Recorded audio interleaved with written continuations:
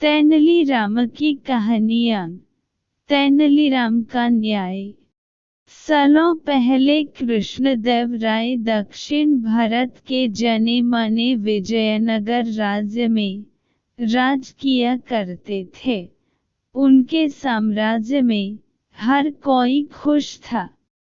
अक्सर सम्राट कृष्णदेव अपनी प्रजा के हित में फैसले लेने के लिए बुद्धिमान तेनालीराम की राय लिया करते थे।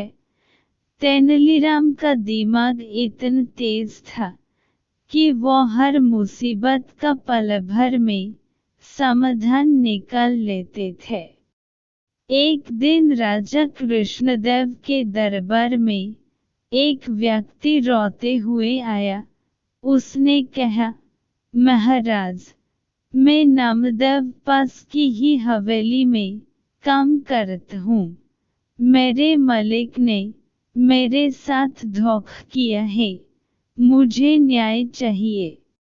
राजा कृष्णदेव ने उससे पूछा कि आखिर ऐसा क्या हुआ है तुम्हारे साथ?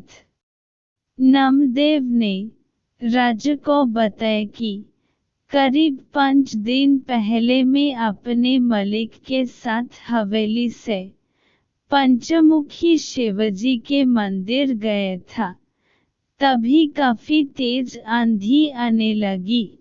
हम दोनों मंदिर के पीछे के हिस्से में कुछ देर के लिए रुक गए। तभी मेरी नजर एक मखमली लाल रंग के कपड़े पर पड़ी। मैंने अपने मालिक से इजाजत लेकर उसे उठाया। देख तो वो एक छोटी पोटली थी जिसके अंदर 2 हीरे थे। महाराज, वो हीरे मंदिर के पीछे वाले हिस्से में गिरे हुए थे, इसलिए कायदे से वो राज्य की संपत्ति थे। लेकिन मेरे मालिक की नीयत हीरे देखकर खराब हो गई थी।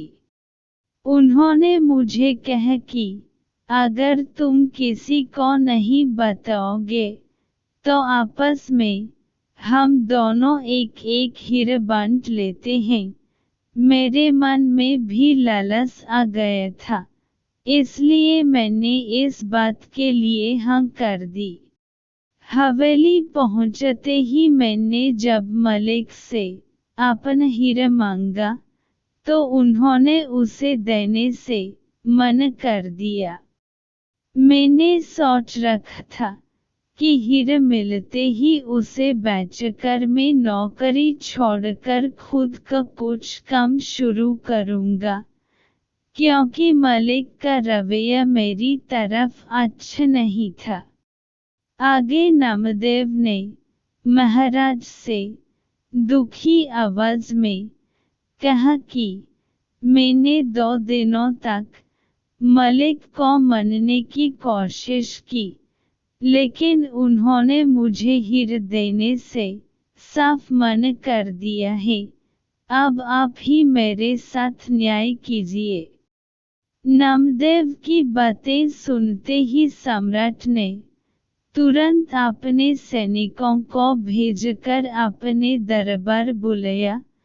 उसके आते ही जब महाराज कृष्णदेव ने हीरे के बारे उससे पूछताछ शुरू की, जवाब में उनसे कहा कि ये मेरा नौकर झूठ बोल रहा है। हाँ, ये सच है कि उस दिन हमें मंदिर के पीछे के हिस्से में हीरा मिला था। मैंने वो हीरे इसे राजकोष तक पहुंचने के लिए कहा था। फिर 2 दिन बाद जब मैंने इससे हीरे जमा करने की रसीद मांगी तो यह घबरा गया और सीधे मेरे घर से निकलकर आपके पास आ गया। तब से यह सारी झूठी कहानी आपको सुन रहा है। तभी महाराज ने नामदेव के मालिक से पूछा कि क्या आपने इसे हीरे किसी के सामने दिए थे? नामदेव के मलिक ने कहा, हाँ महाराज, मैंने अपने 3 नौकरों के सामने इसे हीरे की पोटली दी थी। यह जानते ही राजा कृष्णदेव ने उन तीनों को बुलवाया। नौकरों ने दरबार में पहुंचते ही नामदेव के खिलाफ गवाही देते हुए कहा कि उनके मलिक ने नामदेव को हीरे उनके सामने ही दिए थे। तभी दरबार से निकलकर कुछ देर महाराज अकेले में अपने मंत्रियों से सलाह मशवरा करने लगे। सबसे पहले राजा कृष्णदेव ने कहा कि मुझे नामदेव सच लगता है। उनके अन्य मंत्रियों ने कहा कि महाराज, हम उन गवाहों को नजरअंदाज नहीं कर सकते हैं। फिर राजा कृष्णदेव ने तेनालीराम की तरफ देखते हुए इशारों में पूछा कि उनका क्या कहना है। मुस्कुराते हुए तेनालीराम ने कहा कि मैं अभी सच और झूठ का पता लगा लूंगा, बस आप लोगों को कुछ देर पर्दे के पीछे बैठना होगा।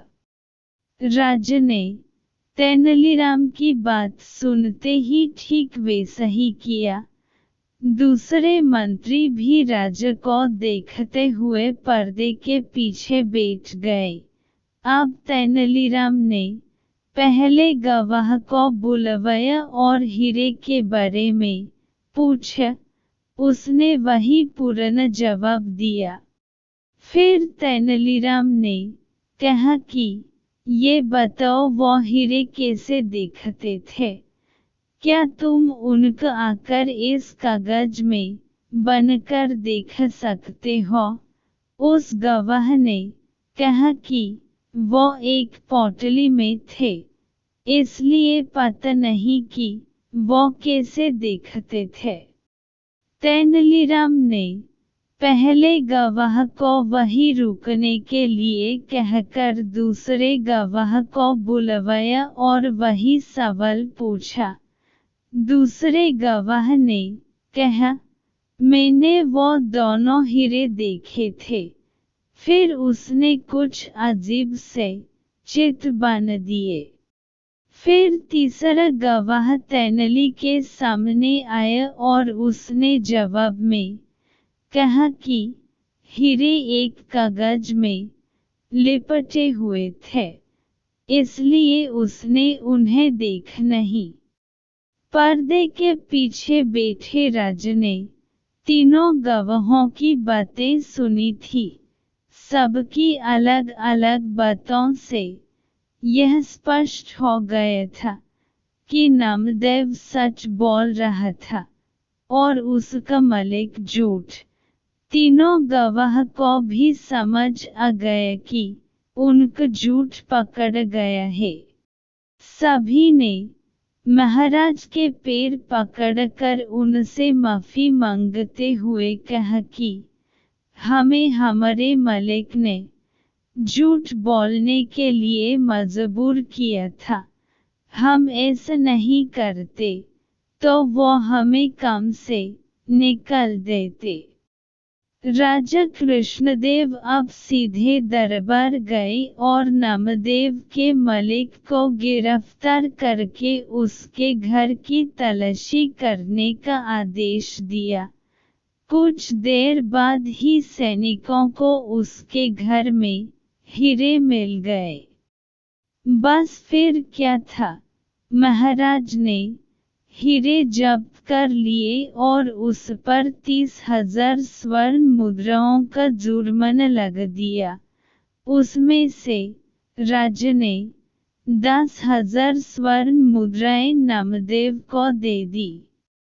कहानी से सीख। इस कहानी से 2 सीख मिलती है।